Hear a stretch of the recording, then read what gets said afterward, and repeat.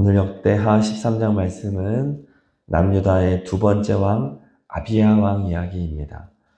아비야 왕과 북이스라엘 여로보암과의 전쟁 이야기가 대부분을 차지하고 있습니다. 3절에 보니까 40만 명의 남유다 군사와 80만 명의 북이스라엘 군사가 전쟁을 치렀다고 말합니다. 전력이 2배 차이가 난다고 하는데 이것은 엄청난 차이가 납니다. 지금처럼 무기가 발달한 시대가 아니기 때문에 또 전략 전술이 그렇게 많던 때가 아니기 때문에 병력이 곧 전쟁의 승패를 가르는 가장 핵심적인 요소일 때입니다. 그리고 이 병력이 적으면 전략적 선택지가 줄어듭니다. 그저 방어에 집중할 수밖에 없고 반대로 적군은 선택지가 많은 거죠. 또 전쟁이 장기전으로 접어들수록 전력은 중요합니다. 2배로 많으면 싸우고 빠지고 하면서 쉴 수 있는 병력이 생기지만 전력이 적으면 계속 싸우다 보면 금방 지치게 되는 결과가 나오죠. 패배할 확률이 압도적으로 높은 겁니다. 결국 북이스라엘은 전략적으로 우위를 가져가게 됩니다. 13절을 읽겠습니다. 13절 여로보암이 유다의 뒤를 둘러 복병하였으므로 그 앞에는 이스라엘 사람들이 있고 그 뒤에는 복병이 있는지라. 군사가 많기 때문에 그냥 비슷한 숫자를 대치시켜 놓고 나머지 병력을 이렇게 복병을 두는 거죠. 뒤에 숨겨 놓으니까 지금 아주 북이스라엘이 유리한 상황이 된 것입니다. 자, 그런데 결과는 정반대죠. 17절을 읽겠습니다. 아비야와 그의 백성이 크게 무찌르니 이스라엘이 택한 병사들이 죽임을 당하고 엎드러진 자들이 50만 명이었더라. 아멘. 무려 북이스라엘 군 50만 명이 죽임을 당하는 그런 큰 승리를 얻게 된 거죠. 동원된 북이스라엘 군대 과반수 이상이 죽은 것이고 이 20절을 보니까 이 전쟁을 통해서 여로보암은 완전히 힘을 잃어버리게 됩니다. 그리고 하나님의 벌을 받아 죽게 되었다. 이렇게 말을 합니다. 르호보암 때로부터 남유다 2대 왕까지의 시기를 버텼지만 그의 마지막은 매우 초라했다 말합니다.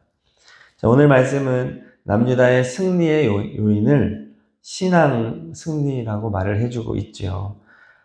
15절을 읽겠습니다. 15절 유다 사람이 소리 지르매 유다 사람이 소리 지를 때에 하나님이 여로보암과 온 이스라엘을 아비야와 유다 앞에서 치시니 하나님께서 북이스라엘을 치시니 신앙 승리였다는 거죠.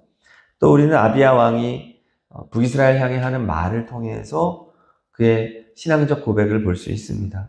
5절을 읽겠습니다. 13장 5절 이스라엘 하나님 여호와께서 소금 언약으로 이스라엘 나라를 영원히 다윗과 그의 자손에게 주신 것을 너희가 알 것 아니냐.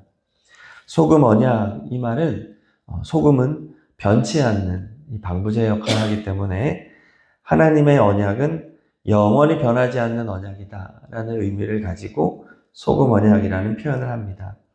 아비야는 하나님이 맺어주신 영원한 언약을 말을 합니다. 바로 다윗 언약이죠. 남유다 이제 솔로몬의 다윗의 계보를 따라가는 이 왕권을 영원히 지켜주겠다고 하시는 하나님의 언약, 하나님의 소금 언약을 지금 선포하는 것입니다. 자, 또 8절과 9절에 보니까 북이스라엘의 불신앙을 지적하고 있어요. 8절, 9절 읽겠습니다. 이제 너희가 또 다윗 자손의 손으로 다스리는 여호와의 나라를 대적하려 하는도다. 여로보암이 너희를 위하여 신으로 만든 금송아지들이 너희 앞에 있도다. 너희가 아론 자손인 여호와의 제사장들과 레위 사람들을 쫓아내고 이방 백성들의 풍속을 따라 제사장을 삼지 아니하였느냐. 누구를 막론하고 어린 수송아지 1마리와 순양 7마리를 끌고 와서 장립을 받고자 하는 자마다 허무한 신들의 제사장이 될 수 있도다. 아멘. 북이스라엘의 죄는 베델과 단에 금송아지를 만든 죄가 있고 또 레위 지파와 제사장들을 쫓아낸 죄가 있고 자기들 입맛대로 그저 수송아지 한 마리, 순양 7마리 가지고 오면 누구나 제사장이 될 수 있게 하는 성직매매의 모습을 고발하고 있는 것입니다. 자, 그리고 10절에 보니까 우리에게는 여호와께서 우리의 하나님이 되시니 라고 말을 하고 12절에 하나님이 우리와 함께 하사 우리의 머리가 되시고 라고 임마누엘의 하나님을 고백하고 있어요. 결국 수적으로도 밀리고 전략적으로도 밀리고 매우 위태로운 상황에 놓였지만 하나님께서 남유다 아비야 왕의 손을 들어줌으로 압도적인 승리를 거두게 되었다.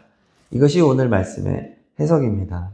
그래서 오늘 말씀은 여로보암과의 전쟁이 아비야 왕에 대한 기록의 거의 대부분을 차지하고 있고 그의 자식에 대한 이야기 한 절로 그의 인생이 맞춰지게 되는 거예요. 자, 오늘 말씀만 보면은 아비야 왕은 당연히 선한 왕으로 분류가 되어야 합니다. 그런데 놀랍게도 아비야 왕은 악한 왕에 속합니다. 그리고 왕들을 이렇게 선한 왕, 악한 왕으로 나누기도 하지만 선악이 공존하는 왕으로도 분류를 하거든요. 그 분류를 해도 악한 왕에 분류되는 왕이 아비야 왕입니다. 열왕기상 15장을 한번 가보겠습니다. 열왕기상 15장 3절.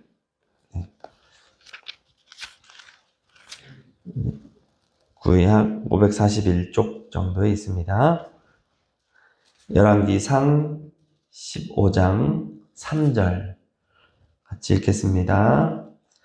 아비암이 그의 아버지가 이미 행한 모든 죄를 행하고 그의 마음이 그의 조상 다윗의 마음과 같지 아니하여 그의 하나님 여호와 앞에 온전하지 못하였으나. 네. 이따가 15장 한 부분을 더 보겠습니다. 여기서 아비암이라고 하는 이름이 아비야와 같은 이름입니다. 아비야는 그의 아버지 르호보암이 행한 모든 죄를 행했다. 다윗 같지 않았다. 하나님 앞에 온전하지 못했다라는 결론적인 평가입니다. 그래서 열왕기상 말씀과 오늘 역대상 말씀은 매우 대치되는 설명을 하고 있는 거예요. 성경 두 곳에서 어떻게 이렇게 일관성이 없이 정반대의 이야기를 할 수 있을까 싶을 정도입니다. 저도 개인적으로 이 부분을 묵상하는데 좀 애를 먹었습니다. 어떻게 이렇게 다르지? 먼저 오늘 말씀에 기록된 아비야 왕에 대한 기록들은 분명히 사실일 것입니다. 그의 고백과 남유다의 승전보 역시 사실일 것입니다. 이런 것은 역대하 말씀이 기록된 목적이 소망 없는 포로기한 공동체에게 신앙 공동체로서의 회복을 독려하려는 목적을 가지고 있기 때문으로 일단은 볼 수 있습니다. 그래서 비록 악한 왕이었다 할지라도 그가 했던 긍정적인 말이나 긍정적인 사건 한 가지를 마치 돋보기로 아니면 현미경으로 지금 확대해서 그의 통치 중에 단 한 가지 긍정적인 내용을 이렇게 확대해서 이렇게 알려줌으로써 포로기한 공동체를 격려하고자 했던 목적 한 가지를 볼 수 있습니다. 자, 그런데 아무리 이렇게 포장하려고 해도 오늘 말씀을 통해서 우리는 얼마든지 아비야의 불신앙을 볼 수 있습니다.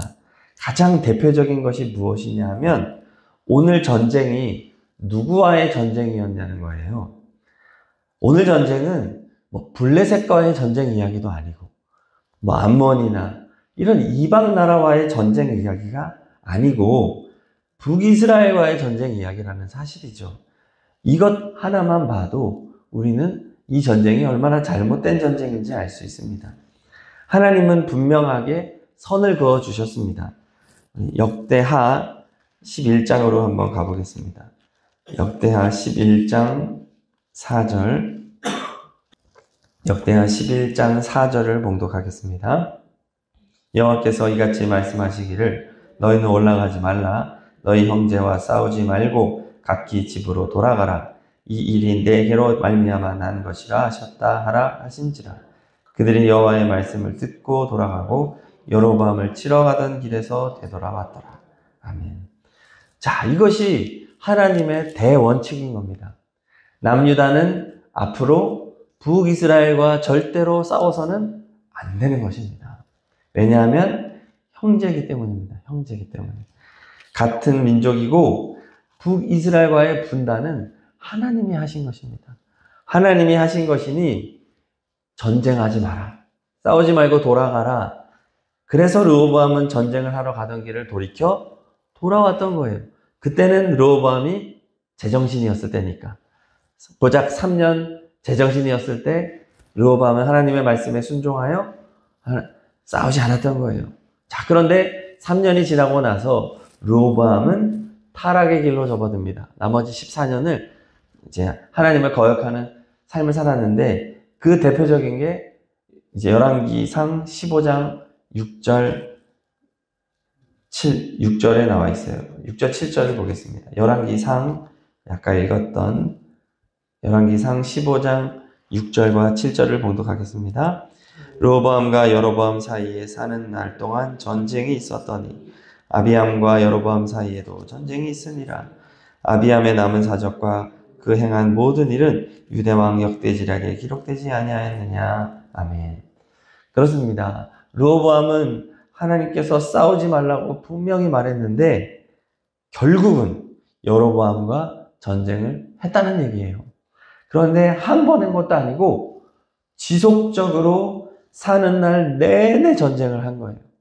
그리고 그것을 보고 자라난 아비야는 똑같이 아버지가 행했던 대로 여로보암과 싸웠다는 말이죠. 그 싸움이 오늘 싸움이었던 거죠. 결국 아비야가 아버지 르호보암을 따라 계속해서 범죄했다라고 하는 열왕기상의 평가는 아비야가 북이스라엘과 계속해서 싸웠다. 아버지처럼 싸웠다. 전쟁하지 말라고 하는 하나님의 말씀을 어겼다는 말과 연결이 되는 겁니다. 그러므로 오늘 이 전쟁은 시작부터가 불신앙이었다는 거예요. 그리고 북이스라엘 50만 명을 죽인 것은 승전보라기보다는 형제를 사륙한 처참한 불신앙의 모습을 우리에게 보여주는 것입니다. 그러므로 오늘 말씀에서 하나님께서 북이스라엘 50만 명을 죽인 것은 아비야 왕이 잘해서가 아니에요. 이것은 하나님의 심판인 것입니다. 분명히 하나님께서 승리를 준 건 맞지만 아비야가 신앙적이었고 아비야가 대단해서가 아니라 하나님이 금송아지를 세우고 율법을 벗어나 제단을 만들고 가짜 제사장들을 세운 북이스라엘에 대한 심판을 행하셨다는 것이 오늘 말씀의 바람직한 해석이 되겠죠. 그리고 아비야는 그저 심판의 도구로 사용되었을 뿐 그의 행동은 절대로 옳다 여김을 받을 수 없는 형제 사륙의 악행이었음을 우리는 볼 수 있는 것입니다. 결국 역대하 기자는 최대한 포장하려고 했으나 포장 실패인 겁니다. 네. 우리가 성경을 전체적으로 보아야 하기 때문에 그렇습니다. 자, 또 오늘 말씀에 아비야의 불신앙이 또 있습니다. 오늘 13장 21절 읽겠습니다. 21절 아비야는 점점 강성하며 아내 14을 거느려 아들 22과 딸 16을 낳더라. 자, 아비야는요 3년 통치하고 끝납니다. 고작 3년을 통치한 왕이에요. 아마 병을 얻어 죽은 것으로 보입니다. 그런데 3년 통치한 왕치고 아내와 자식이 많아도 너무 많지 않습니까? 만약 그가 30년, 40년 통치했다고 하면 그의 아버지 르호보암이 86명을 낳았거든요. 그럼 이것과는 비교도 안 되게 훨씬 더 몇백 명의 자녀들을 낳았을 것으로 볼 수 있습니다. 결국 아비야도 아버지와 똑같은 불신앙의 길을 갔다는 것은 아버지처럼 자식을 많이 낳아서 이 왕실의 안정을 도모하고 그냥 왕권 중심의 이런 정치를 하려고 했던 이기적인 인간 왕의 모습을 보여주는 겁니다. 오로지 자기 왕실만을 생각하는 왕이었다는 거예요. 결국 아비야에 대해서 총평을 하자면 그의 말은 매우 그럴듯했다. 그리고 신앙적인 명분은 분명했다. 그래서 전쟁에 화려한 승리를 얻은 왕이었다. 하지만 그의 삶은 그의 신앙 고백과는 정반대의 불신앙을 향해 갔다. 하나님의 말씀을 결국은 어겼고 인간적인 방법을 의존했고 자기만 아는 이기적인 왕에 불과하였다는 말입니다. 위기 상황에서는 믿음을 말하지만 일상에서는 실패하는 사람이죠. 전쟁 때에 하나님을 말하고 전쟁 때에 신앙을 말하는 것은 쉬운 일인 거예요. 우리가 인생을 살아갈 때 고난이 닥치면 나도 모르게 기도가 나오는 겁니다. 주여, 그 누구보다 경건한 사람이 되는 거예요. 안 나오던 새벽 기도도 나오고 안 읽던 성경도 보고. 왜요? 상황이 그러니까. 위기 상황일 때 나의 진정한 신앙이 나오지 않습니다. 물론 그 상황에도 기도 안 하는 사람이 있지만, 안 하는 것보단 좋지만 진정한 신앙은 삶으로 나온다는 거죠. 오늘 아비야는 어떻게 보면 그럴듯한 예배를 드린 겁니다. 회중 앞에서 정말 대단한 믿음을 보여준 것 같지만 삶의 예배에 있어서는 실패한 사람, 가인과 같은 사람이라고 볼 수 있는 겁니다. 오늘 말씀은 우리에게 겉으로 보이는 것으로 사람을 판단할 수 없다는 것을 알려주는 겁니다. 또 우리의 말이 우리를 증명하는 것이 아니라는 것을 보여줍니다. 또 우리의 성과가 우리를 증명하지도 못하는 것을 보여줍니다. 결과가 좋으면 과정도 좋다는 포장을 하는 것이 인간이지만 하나님은 아니라는 거예요. 결과가 이렇게 좋아도 불신앙일 수 있다고 오늘 성경은 말하고 있는 것입니다. 결국 우리는 삶으로 증명되는 믿음을 소유해야 한다는 것을 보여주고 있습니다. 자, 요즘에 성도님들이 저를 보면서 힘들죠라고 위로해 주시는 분들이 있습니다. 네. 그러면 너무 감사하죠라고 대답을 하지만 솔직히 힘든 면이 있습니다. 근데 제가 힘든 것은 다른 게 힘든 게 아니라 말씀을 쫓아가지 못하는 저의 삶이 너무 괴롭습니다. 일주일에 여러 편의 설교문을 작성하면서 하루의 대부분을 하나님의 말씀을 연구하고 묵상하고 하면서 보내고 있으니 얼마나 복된 삶을 살고 있는 겁니까? 저는 이런 기회를 갖게 되어서 너무 감사합니다. 근데 문제는 뭐냐 하면 이렇게 많은 말씀을 제가 전하는 와중에 저의 다른 일상의 삶을 보면 이게 맞지를 않는 거예요. 오늘 아비야가 저하고 똑같은 거예요. 앞에서 설교할 때는 거룩을 말하고 은혜로운 말씀을 말하지만 제 삶에서는 이게 그렇게 살지 못하는 모습, 제 마음이 너무 좁아져 있고 강팍해져 있고 정말 말 한마디, 표정 하나가 은혜롭지 못하구나. 그런 거를 저를 보면서 느끼는 거예요. 이거 어떡하나. 이게 저의 진정한 괴로움입니다. 그래서 저를 위해서 기도해 줄 때는 힘들지 않게 해주세요 라든지 평안한 가정을 위해서 이런 거 기도해 주지 마시고 제가 설교만 잘하는 목사가 되지 않게 해주세요라고 꼭 기도를 해주시기를 부탁드립니다. 말씀과 삶이 일치하는 삶. 그래서 말씀을 조금 이게 떨어지더라도 삶이 그것을 잘 쫓아갈 수 있는 사람이 될 수 있는 것. 그것이 진정으로 하나님이 원하시는 일이라 생각합니다. 우리 모두가 다 진정한 그리스도인이 되기를 소망합니다.